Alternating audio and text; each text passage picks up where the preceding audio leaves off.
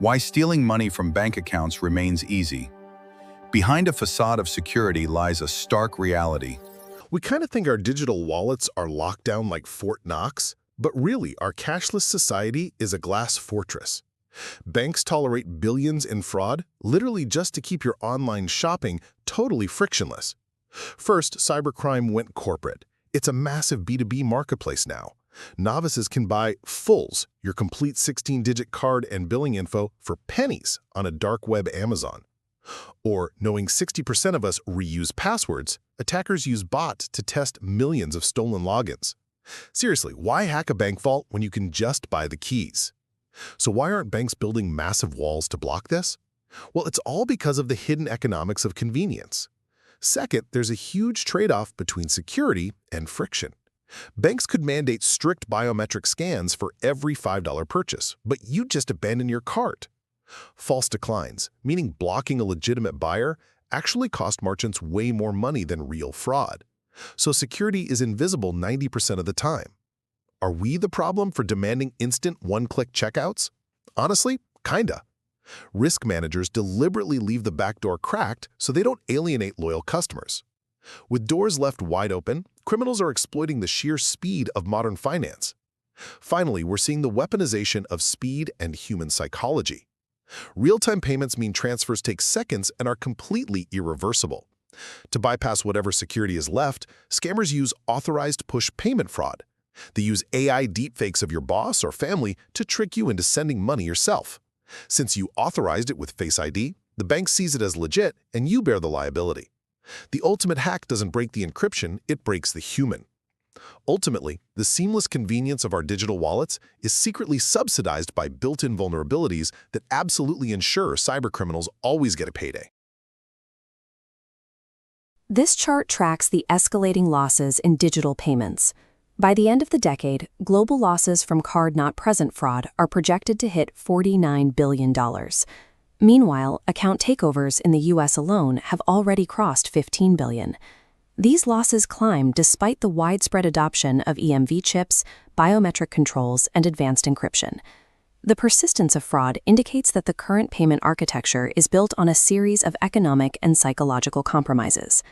The global payment ecosystem functions by balancing security against the demand for an uninterrupted user experience. However, prioritizing transaction speed over defense has provided the fuel and the environment for a specialized industrial-scale black market to thrive. The lone hacker brute-forcing a database is obsolete. The shadow internet operates as an efficient B2B marketplace, characterized by a strict division of labor.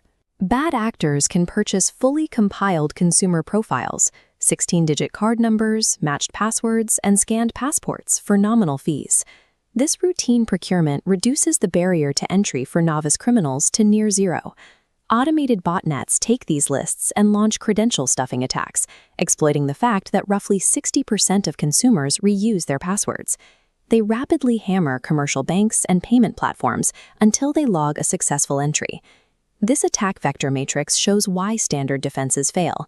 Against interception techniques like SIM swapping or reverse proxy phishing, standard SMS two-factor authentication offers zero protection. Technical encryption breaks down when out-of-date telecom channels and predictable human habits can be bypassed entirely.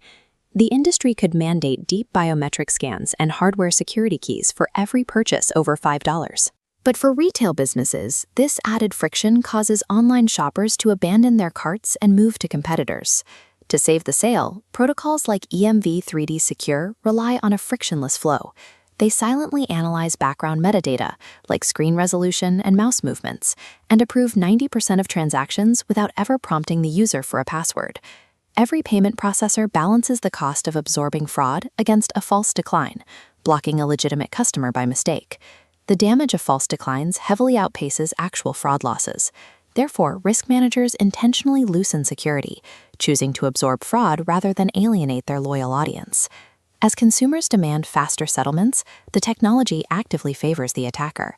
The transition to instant payments eliminates the time delay defenders used to rely on to notice theft and freeze accounts. This timeline compares traditional clearing networks, which took days, against modern instant networks that move money in seconds. Fraudsters use automated routing to split stolen cash across hundreds of intermediary accounts and convert it to cryptocurrency before the bank's monitoring systems can react. The shift toward instant settlement has fueled authorized push payment fraud. Using generative AI deepfakes of executives or family members, criminals engineer victims into initiating the transfers themselves. From the bank's perspective, the transaction is flawless. The customer used a known device, passed Face ID, and entered the correct passcode. The technical barriers don't trigger because the authorized user is the one executing the heist. Because the account owner initiates the push payment, classical fraud protections evaporate. In most jurisdictions, the financial liability for the loss shifts entirely from the institution to the consumer. The existing technological framework is struggling to mitigate risk while maintaining current economic models. As long as conversion and customer retention take precedence over risk minimization, draining accounts will remain a lucrative and relatively safe enterprise for criminal organizations.